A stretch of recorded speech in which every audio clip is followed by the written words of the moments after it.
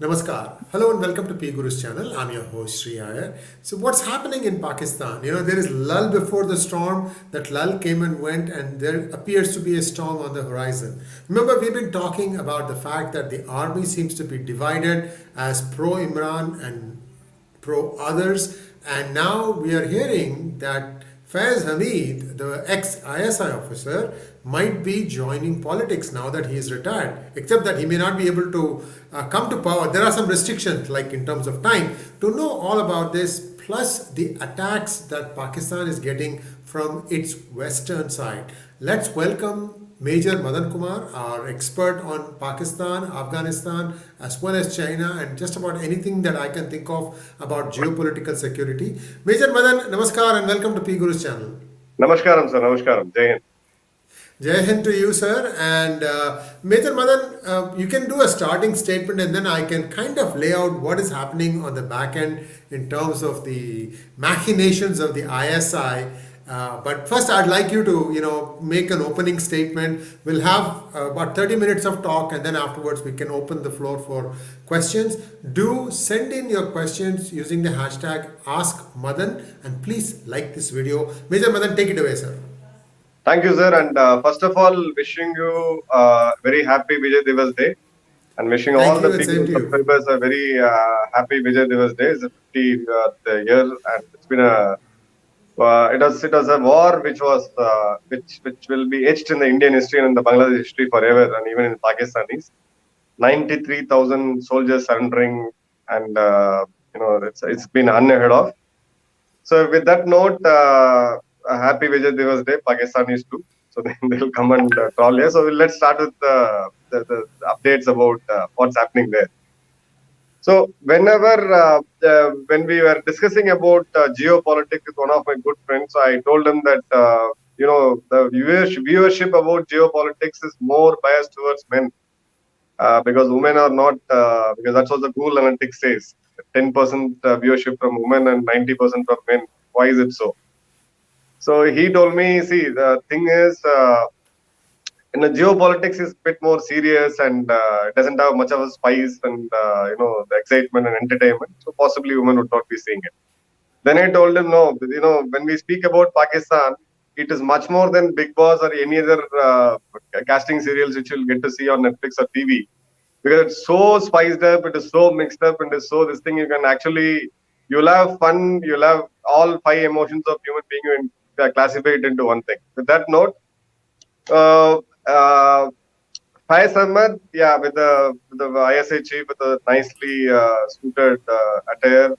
We saw him in Kabul last year. He was holding a cup of tea and said, all is okay. That's how the world came to know about him. Even before that, we had discussed about him and possible ISI successor, whether it was him or Nadeem. And later he turned out to be the corps commander of Bahawalpur Corps. So we had discussed about his past and his adventures in a hotel room. So we can revisit that video if you want. So basically, there was a clash between the Haqqanis and the core Taliban, where Faiz Ahmad was sent to mediate, and he successfully did that. So that's where we saw that photograph of him holding a cup of tea. He said, all is well, it will all be settled, don't worry. So he was seen as a man Friday who can handle the various factions of Taliban, Bardar and especially Bardar and the Haqqanis rivalry. And he did it reasonable. So he was a man Friday of Imran Khan those times, where he said he's the one who actually will manage the Taliban. So he also said that they are or we are Taliban would be our proxies, that strategic depth stories, whatever they're still believing. But eventually, when the power struggle came, so he was out of the race. So we got Asim Munir as a new chief. So there was the government change in between, which Bajwa engineered. General Bajwa also didn't want him to become his successor. He was the most eligible person, in fact, because the one thing which he lacked during those times was he never had a corps commander's tenure, so he was sent to Bahawalpur. He was one of the eligible candidate, I would say. But politics played the other way. Imran Khan himself was thrown out. and then a puppet government, new puppet government with all the masalas and spices mixed up with Bhuttos and Sharif family coming together with a lot of other parties. So now we have got a government which is in health. So naturally, this gentleman was made powerless because his puppet was thrown out. So later he actually sought for an early retirement. So he took an early retirement along with another lieutenant general who was their chief of staff. Later, this was expected that he would join PTI because Imran Khan, with his scandals, corruption cases, and the Official Secrets Acts violation. So that makes him disqualified for 5 years minimum. So that is the next news we'll be getting to hear from Pakistan.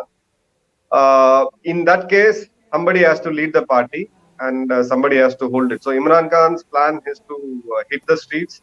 He will be that street politician who will create that ruckus and who will try to pressurize the existing government. And somebody has to take care of the party and the party strategies, which is none other than Faiz Ahmed. So that's the play.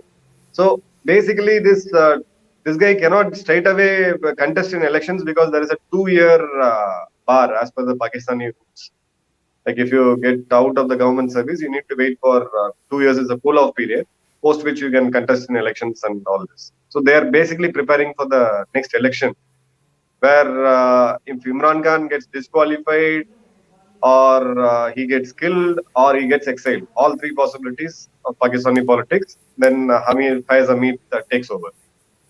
The other thing is about this guy is he has quite a fan following in terms of the Pashtun supporters of Pakistan, and he has good. This gentleman comes from Baloch regiment, so he has good amount of Baluchi soldiers. The Pakistani soldiers who come from Baloch, he's a colonel of the regiment, so they do have a certain amount of this thing. So if you pit a politician versus a army establishment. The Pakistani history says it's always the army establishment which has always won. This is the first time they are trying to change the strategy, where a retired army general comes into politics, he becomes a politician, and then he fights the army establishment. So that's a new strategy which they are adopting. And given the background, there is one more, a grave point which is in place for quite some time. We need to see about Imran Khan's third wife, Pirni Bushra. We call them as Pirni Bushra because she is supposed to, Pakistanis believe she has a miraculous healing power where people go for healing. So if you look at the background, one thing was said that she herself was planted by Faiz Hamid to control Imran Khan. If Imran Khan acts funny, then he can be overthrown and he can take over the government. He can create a new puppet and run the government. So she was herself an plant in the Pakistani politics. The very interesting story about this female is that she is claimed to be a descendant of a Hindu Rajput king, Raja Jaisal. Raja Jaisal actually was a king of Jaisalmer, which is currently in Rajasthan. So they have this Rajput lineage. Later they got converted somewhere in the 14th century, I believe. So they have this very strong Rajput Punjabi connection. Now, how did this marriage happen? That's a very, very interesting story. She is called as a Pirni. Pirni is nothing but a healer, or they call her also a Pinky Bushra. Pinky Bushra is supposed to be the healer, a spiritual healer who's very famous in Pakistan. So Imran Khan, 6 months before he became the prime minister, 7 months before he was the prime minister, he wanted to have a spiritual healing. It's very, very interesting. So after Jemima Goldsmith, we all know. Then the TV anchor Raham Khan. Yeah, Raham Khan, we all know. This is the third one, where Imran suddenly wanted to have a spiritual entitlement, and she went and met her. But custom-wise, she wears a full burqa. They got in touch with each other, and then one fine day, she said that Prophet Muhammad came in my dream, and he told me to marry Imran Khan. So this was another miracle of Pakistan, where this is a story which was told. The Pakistanis do make a lot of memes in it. So after that, this marriage was decided, and Imran Khan said, "I have never seen my wife till the marriage, because she always used to cover her face with the veil. I never got to see her face. There's only one childhood photo which I got to see hanging in her home when I went there." So it was a nice, cozy love story of a guy and the Pinky Bibi. And then But finally, she was married to somebody else, wasn't she? yeah, she was married to an ex-customs officer. Later, she had the dream, and post the dream, she married Imran. So they divorced the other one, or what happened? Yeah. She got divorced, and later on she married Imran Khan. So what does the lady say, Major Madan? Sorry to cut you off again and again. Does she also say talak, talak, talak? I think triple talaq is not allowed in Pakistan. I see. We batted for it. I don't think so. Triple talaq is allowed. It is a legal. I think it's a legal divorce, where she said. Now, both of them have never met each other. Imran, for all the people on Imran in the world, in Pakistan, somebody like Imran Khan goes for a spiritual enlightenment. She goes and meets a healer, and that's why they get to know. And finally, down 6 months, they got married in a simple wedding ceremony. I think they got married in Lahore. And later on, when Imran Khan took over, she was actually becoming a power center. So a lot of government appointments, the transfers, and a lot of other stuff kept happening. Whoever wanted to lobby with the government, so they took through the Pinky Bibi's route. So at one point of time, there was a news in the Pakistani media that there are strong differences between Imran's third wife Pinky and Imran. When this thing happened, there was a paid campaign, if I remember, I forgot the year, I think somewhere in 2019, I think. There was a paid campaign which was run by PTA to show that they are the best couple in the world and they don't have any fight, and she is a healer and she has got nothing to do with politics and this thing. But Imran's the 3-year period of his rule as a prime minister, this female was always there in one or the other headline, somewhere linked to this. And she had her later, I forgot his name. There's one Pakistani journalist who's based out of UK who wrote an anonymous blog, a prodigy blog, that this female itself was planted by Faiz, and she's basically her mole in the Pakistani establishment, being a prime minister's wife. Major Madan, we have a link to that YouTube file, and we are going to put that in the description section. So viewers, after this program finishes, you can go and access to that. Please continue, sir. So now, there's one interesting story about how the Pakistani elections got conducted in 2018 when Imran became the PM. So Imran didn't add the number, and PTA was still not an established party. It was a party seen as to be fighting for the tribal rights, the Pashtuns basically. And it had pockets of support from the Punjabi lobby, but basically it was not a party which can gain its own majority. Now Faiz had his own deep state. He was having a own team of his ISI goons. Well, a lot of smaller parties, the 1 MP, 2 MP parties, they all were forced to join Imran Khan's alliance. And there were live videos where the money was distributed by ISI, including Pakistani Rangers, to their voters. And a lot of this belly box, shifting, hijacking, and all this happened. And finally, when the result got announced, Imran Khan won as a prime minister. So he was dead against Nawaz Sharif. He was one of the important person who influenced their judges as well, who were responsible for the exile of Nawaz Sharif. So from there on, he was also a medium, and this guy was also a medium to convince General Bajwa that Imran would be our best tomboy. So he is not going to go against us. So he will listen to us. But eventually, that's because the confidence on Imran Khan with the Punjabi lobby was built basically by this guy Faiz Ahmed. Finally, when they took over, the government was on, and all was good, all was well. But the day when Bajwa decided to change the ISI chief, that's where the trouble brewed in. That's what we spoke in detail about the ISI chief change. So Imran wanted him to be the ISI chief, subsequently to be the successor of General Bajwa. So his next 5 year of term with his good friend Faiz being the chief of army, and he being the prime minister, and decimate all the opposition and rule forever. That was a plan which was there, but eventually every plan of every Pakistani politician or the dictators who come from the army, every time it fails. Similarly, this also failed.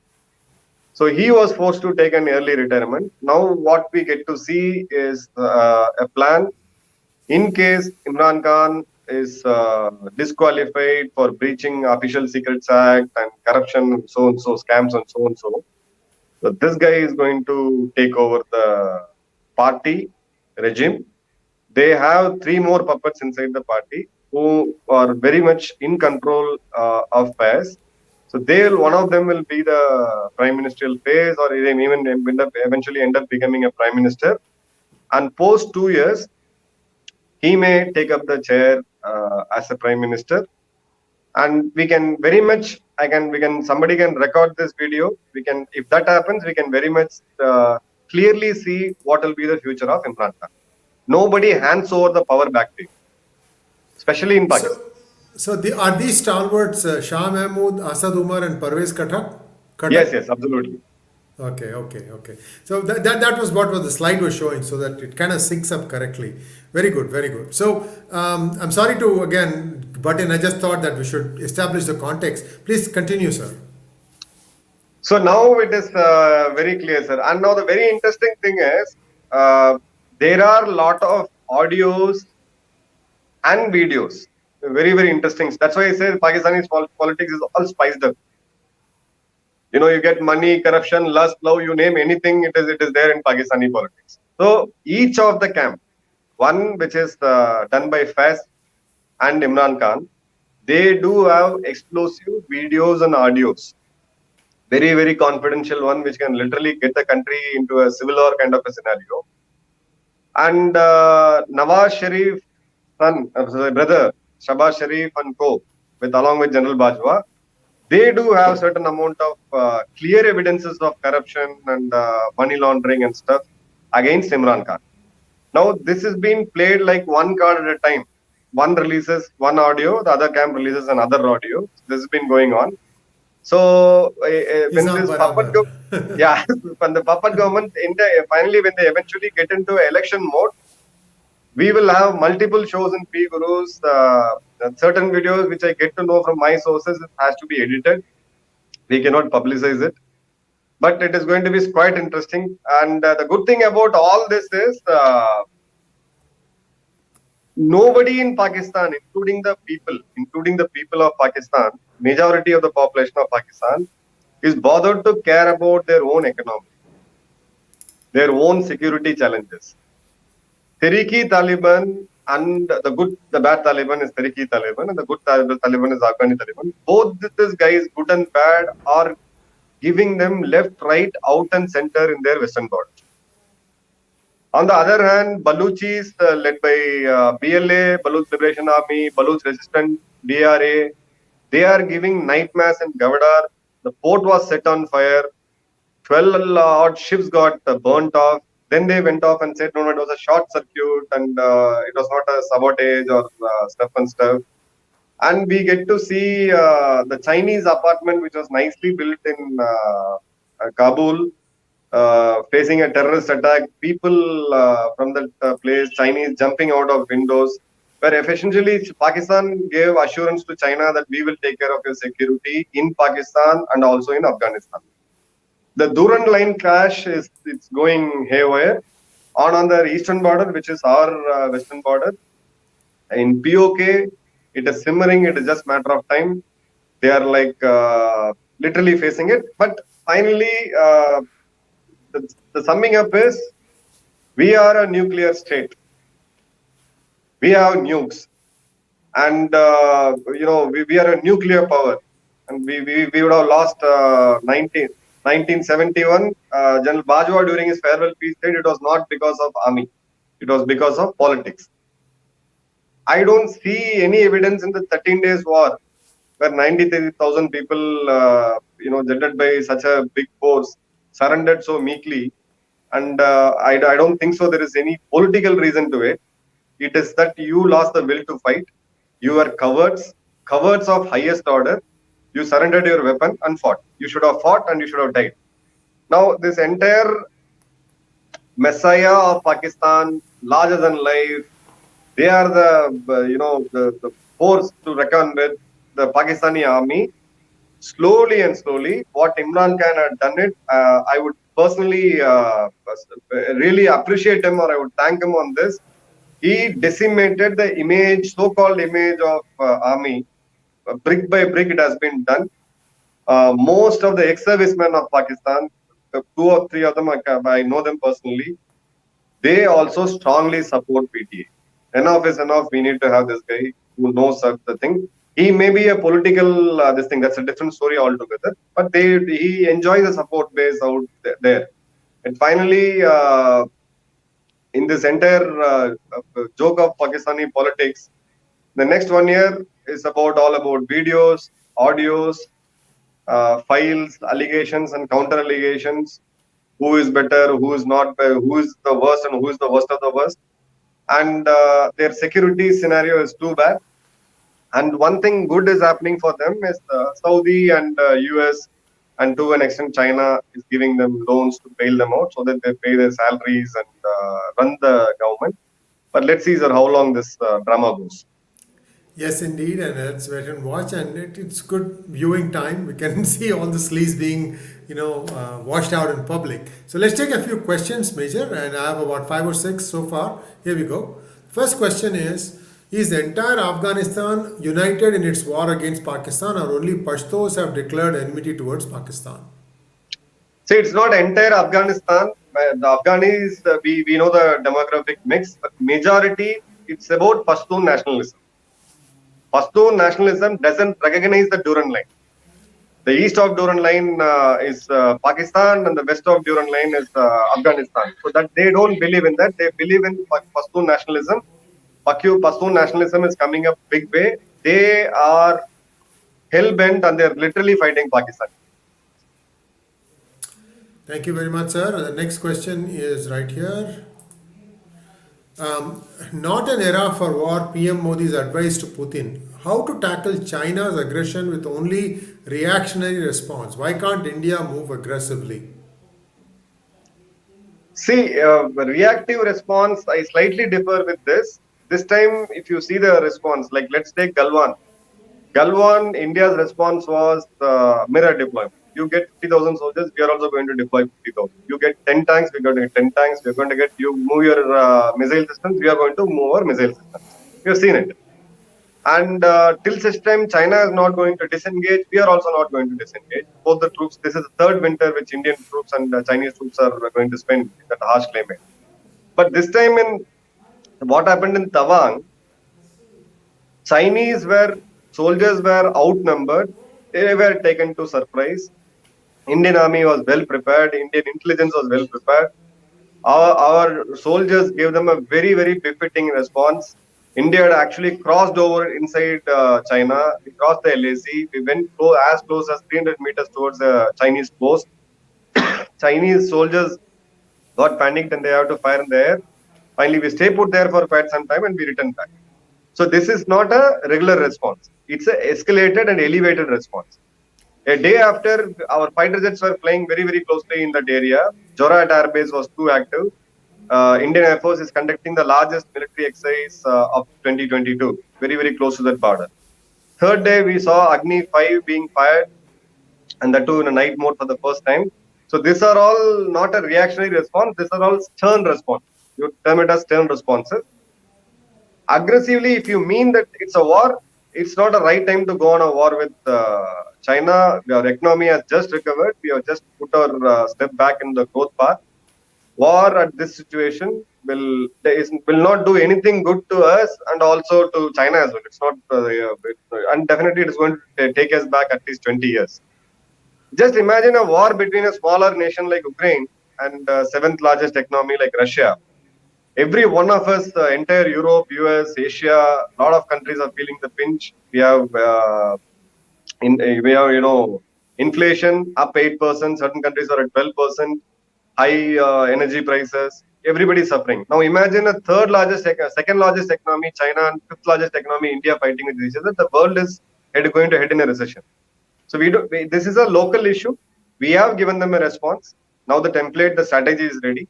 Any future aggression from China, we will give a slightly elevated response. That's going to be our strategy. Thank you very much for that.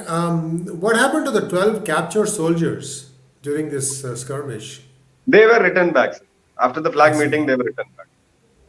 I see. I see. But that point has been made that next time we are not going to be so kind. I mean, to capture 12 soldiers who intruded, so you said that India outnumbered them. They came in with 300 for one post, right? One Yes. outpost. And so India's intelligence came through So and they were ready 300 for is them. basically in Chinese military structure, 300 is one battalion. I see. I This is a see. well I see. planned this thing, but we outnumbered them. Our reinforcements were all quick. That's a very, very sensitive one, very confidential one. But we had our own strategies to outnumber them. And this time, those things, I hope it has been recorded. We will get to know it at the right time. What we got to see was a 2021 video in the same place where Chinese soldiers were beaten up by Indians, sticks, and they went back, and Indian soldiers were cheering up. So that was to tell. This is where we were we were missing. We were more ethical. We were more we went by textbooks. It's high time we start releasing these videos and take them on in the propaganda war also. This is the time we Yes. actually set the narrative right. Yes, we have many platforms such as Major Madan's platform to release it too. So, excuse me. Biplab Sutradhar wants to know, after 51 years of independence from Pakistan, majority of new generation Bangladeshi hate Bharat because of massive root level radicalization by ISI. Why did Bharat let this happen? See, we do influence, have our own influence in Bangladesh. We are a very, very friendly nation. We are trade partners. We have a pretty open border. We don't have a closed border with Bangladesh. A lot of cultural exchanges do happen. But radicalization, yes, it is there. You will get to see more of this radical faces outside Bangladesh and India. Yes, there are attacks on Durga Pandals. There are attacks on Hindus. There were attacks on mandirs. I do agree to it. But on a scale, if you look at a scale, more of these incidents happened in West Bengal rather than Bangladesh. That's a fact. So it is not alarming. It's a matter of concern. Radicalization is not only India's problem; it's a world's problem today. So they have their strategy. They radicalized the Afghani youth, which is a very progressive country. Now they have been breeding them and they are facing it. Similarly, they try to radicalize their own people. So they are facing, the Pakistanis, Tehreek Taliban now, Haqqani network, and so on. So there's a list of terrorist organizations. But how the level of radicalization is through a specific propaganda, which we are also closely watching. But eventually, those who are radicalized, they defy logic. You cannot get them back. It's a matter of concern for us. We are on to it. Magnet Ranga wants to know, this seems to be a stage for a coup within the PTI. The level of coup seems to be reducing from taking over as president of Pakistan to taking over as chief of a political party. See, Ranga, it's a backup plan. It's backup plan. We can expect Imran to be disqualified for 5 years to 10 years. That's a milder scale. Imran Khan being exiled, that's a moderate scale. Imran Khan being killed, which is their tradition. That's the third level of this thing. We don't know really what is happening. In that case, the PTI has already gained the momentum. There's a lot of protests, like a 2 level of yatras and whatnot they have done. So there is a momentum. There is an anti-incumbency, which somebody can go and reap it. So why you need to allow an outsider? So that's how Faiz comes into place here. Now, next question. Srushti Suyesh wants to know, with PM Modi promoting no war era, do we see taking back POK anytime soon or before the 2024 elections? Shusti, it is when we say we take back POK, everything hasn't to be by textbook or by sending our military to conquer it or fight a war. Taking back doesn't always means war. There are other ways and means of doing it. Physical war, kinetic warfare is one of the measures. We are onto it. There are a lot of other things which goes on. Look at what happened in Bangladesh. In Bangladesh, the resentment went to a level where people couldn't tolerate it. And finally, when their political leaders, Sheikh Mujibur Rahman, people were arrested. So people went and, there's a rebel group called Mukti Bagini, which came into play. And we supported a legitimate democracy. Out here, similarly, POK, who's been brutalized or their wealth has been ruined by the Pakistanis, the mainland Pakistanis, and also by the Chinese. People's power comes up. That's the beauty of democracy or any form of rule, be it communism or anything. So that's the way we will go close to it. Yes, there may be a limited military action to conclude it. Thank you very much, Major Madan. And next question from Vinayak Kamath. Will Pakistan army tolerate the nonsense of Imran Khan when they are bothered about TTP, Taliban, Baloch, Pashtun nationalism, POK tension?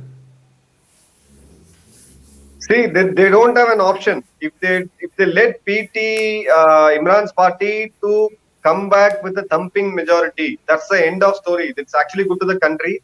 Anyway, one form of democracy is coming up. You need to know what Imran Khan is doing now. He's pitting, his enemy is Pakistani army establishment, the top generals. He's not talking anything against a soldier. He's not talking against anything against a Pakistani junior rank officer. He talks about the top generals. When you take the head-on, establishment head-on, the Pakistani army is supposed to be the messiah, the glorious, selfless soldiers who fight for the country. When you win, it clearly means that people have lost faith on their establishment called army. That's a death knell. They'll not let it happen. These tensions all will keep happening. Ground level officers of Pakistani army, the soldiers, end of the day, the poor soldiers give up their lives.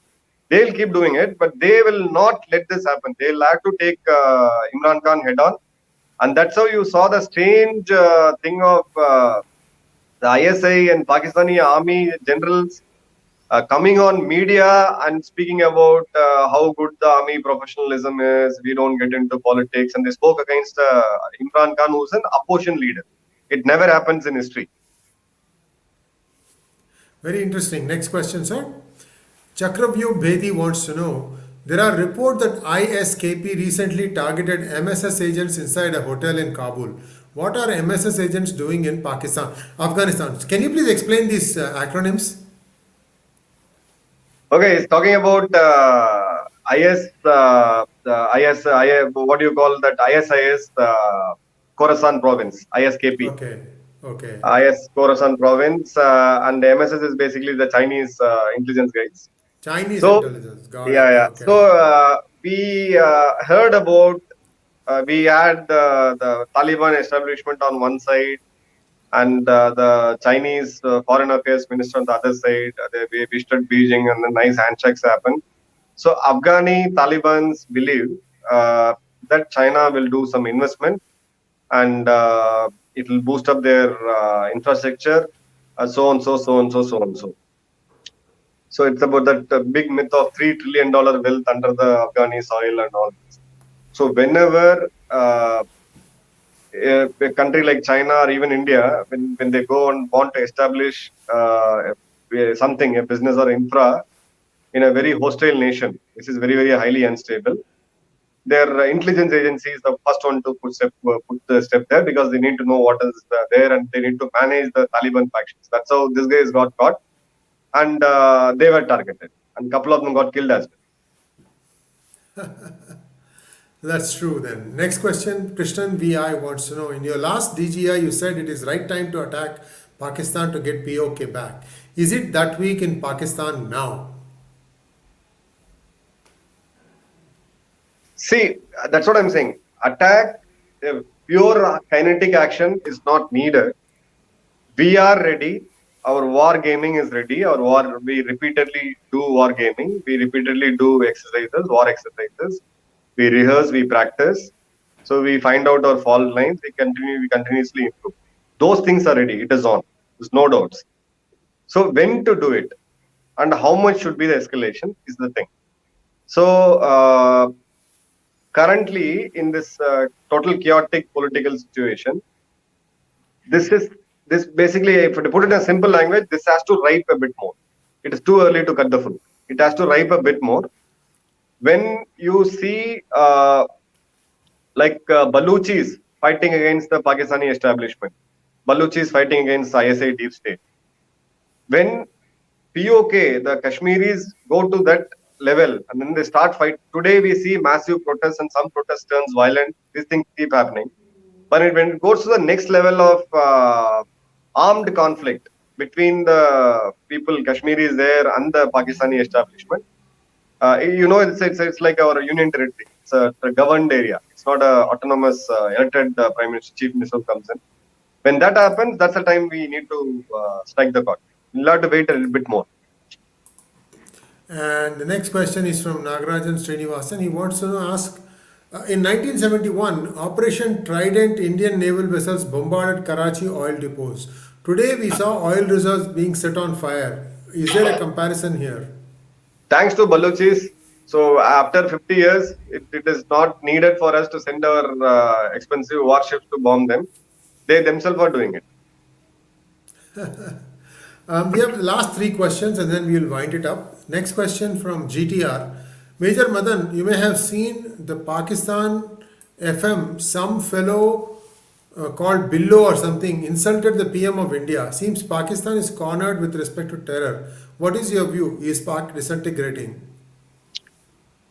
See, Bilawal Bhutto, Pakistani politicians and Pakistani, the Aam Aadmi trolls him as Pappu of Pakistan. The answer to this is very, very simple. There's a lot of similarities you can see in his speech and our opposition leader Rahul Gandhi ji as well. A lot of similarities, comparisons were made in the past. How they, make that explosive this thing, speeches, which you can take it as a good joke. So what he has actually done by commenting on a prime minister of a country, a statesman with such a level of popularity and power in the world, that you put yourself down. So what is the role of a Pakistani foreign minister, Bilawal Bhutto? Take a begging bowl, go to nations, beg, please give us this. A few days before they went to Saudi and Saudi gave them blankets. They are not having blankets. They said take 100 crore, 200 crore of blankets. His role cannot be compared with our foreign minister Jaishankar. No, he visits countries. He speaks about development, partnership, trade, bilateral, and so on. So climate change and so on. This guy is basically go and beg. So he is a Britain educated guy. He speaks some good language. So we cannot, we can, ignore this. I would say we ignore these idiots. It's not worth even to be talked. Next question from Magnet Ranga. The government is fighting war on three fronts. One, Chinese, second, Pakistan, and one, opposition. Is the government handling internal issues well? See, internal issues will be there. You can't expect an opposition party to sit quietly and, clap for whatever the government does. The democracy works this way. BJP did it when they were in opposition. There was a very, very powerful opposition. Similarly, opposition parties will try to pick up one or the other issues. Nothing wrong. It's actually a good thing for democracy. But issues on national interest, where the national interest comes, like security issues, integrity issues, border rules, that's the time we all need to unite. There's no, you cannot really play a politics in it. They have not learned it. 2019, when there were few other politicians like Arvind Kejriwal and a couple of others were mocking the Baloch strike after Pulwama, show us the video proof on this thing. The election results show this is actually benefiting the government. The more and more you do it, the more and more you belittle your forces, the more and more you make a mockery out of the defense forces, there is a very, very thin line to distinguish between the ruling, criticizing the government government of the day, and to the forces. The Indian armed forces are basically the nation's forces. We are not PLA loyal to a particular political party, right? So the more and more they do it, it's actually benefiting the ruling party here, which is BJP. They are not understanding it. They have a very, very limited audience. People are no more fools. People are patriotic. People are highly nationalistic in the current era. This is not going to work. Beyond that, arresting them, muzzling them, that is not going to work in any democracy. The moment you muzzle them, their voices are going to be much more louder. We are going in a very decent way, I would say. But protests like CAA, people trying to throng into Red Fort, I think those are the places where we should have handled it with a much more iron fist. That's my personal opinion. And Trey Jones wants to know, US is preparing social media and influence operations to dislodge Modi in 2024. How can this be handled? See, every elections, this has been, if you remember 2014 elections, there was a conspiracy theory about the voting machines being influenced remotely, and they tried to bring back Congress on power. The entire country was moving towards Modi's popularity. Prime Minister Modi's wave was there.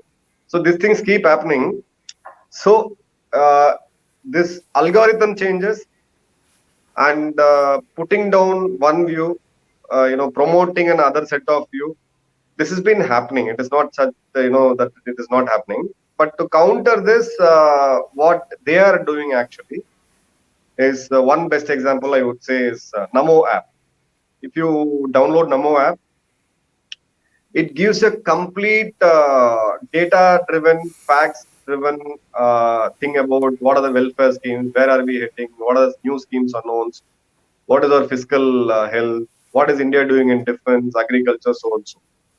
And I don't know the exact viewership of that app, that has got a quite far reach.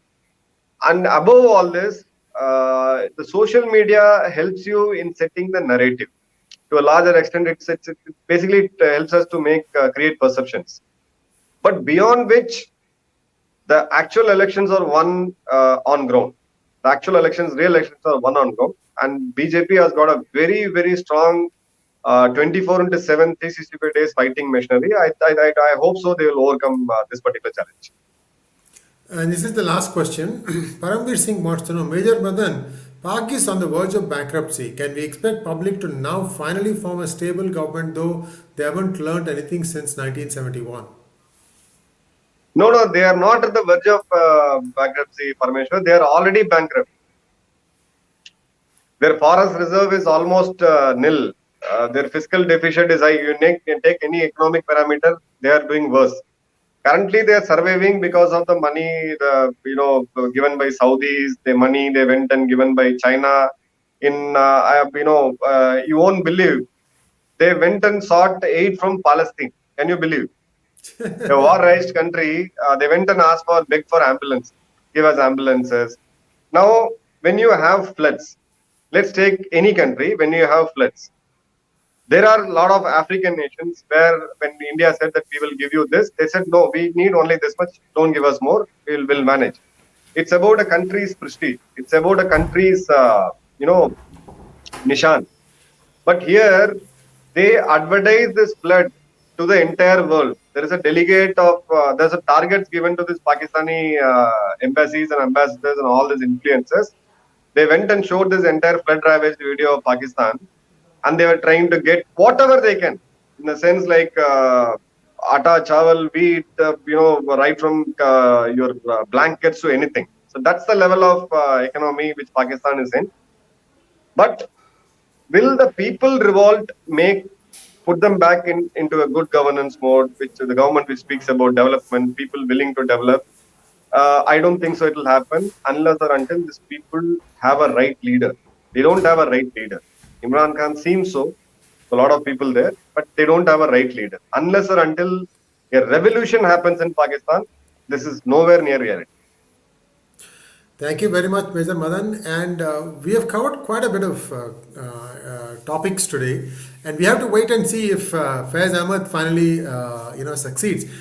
Somebody mentioned that Tariq Fatah also had told about Bushra Bibi being an ISI plant. Tariq Fatah has also said that every performer, every entertainer, every movie star that comes out of Pakistan is debriefed by ISI before they leave for India or to some locale where they may be shooting, and when they come back. So that is the life of any celebrity or a mega star in Pakistan. Very unfortunate. But that is what it is. These people are relentless. I mean, Pakistani government is a puppet in the hands of the establishment. At least I'm glad that Imran Khan is shaking that up and he's giving them a good shake. I mean, fruits are beginning to fall now. So I think that's a good development as far as for the people of Pakistan. They're getting to see some of the chinks of the armor, the chinks of the army coming through. And we'll wait and see, and we'll be back with more such interesting developments. Thank you once again for all your support. Please like, share, and subscribe to our channel. Don't forget to click on the bell button. And Major Madan, namaskaram, sir. And we'll be back again with you very soon. Namaskaram, sir. Jai Hind. Jai Hind.